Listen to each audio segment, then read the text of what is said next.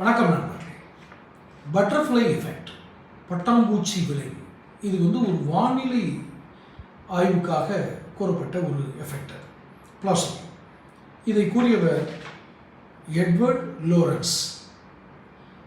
அவர் அந்த பட்டாம்பூச்சி விளைவு, இந்த பட்டர்ஃப்ளை எஃபெக்ட்டுங்கிறது வானிலைக்கு மட்டுமல்ல சமூகவியல், பொருளாதாரம் என்று பல வகைகளையும் அது பொருத்தி பார்க்கிறார். அது என்ன? பதிவுக்குள்ளே போகிறதுக்கு முன்னாடி சேனல் சப்ஸ்கிரைப் பண்ணாதவங்க சப்ஸ்கிரைப் பண்ணிக்கங்க, நோட்டிஃபிகேஷன் பெல் பதிவு பண்ணுங்கள். ஒரு சிறிய பட்டாம்பூச்சியின் இறகுகள் அசைவதன் மூலமாக ஒரு பெரிய மாற்றங்கள் வளிமண்டலத்தில் உருவாகும் அப்படின்னு அவர் கண்டுபிடிக்கிறார்.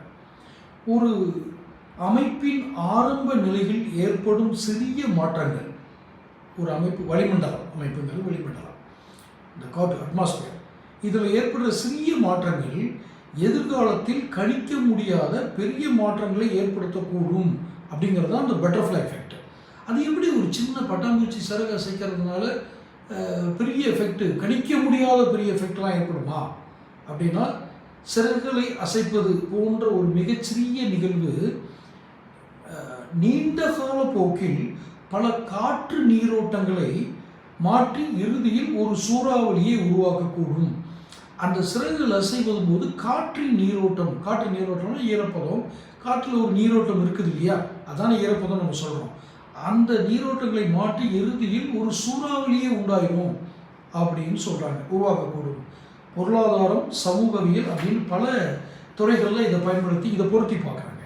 அப்படி பார்க்கும்போது நடிகர் விஜயினுடைய தாவேக ஒரு பட்டாம்பூச்சி ஒரு பட்டர்ஃப்ளை எஃபெக்டில் தான் இருக்கோ அப்படிங்கிற ஒரு சிந்தனை எனக்கு எழுகிறது.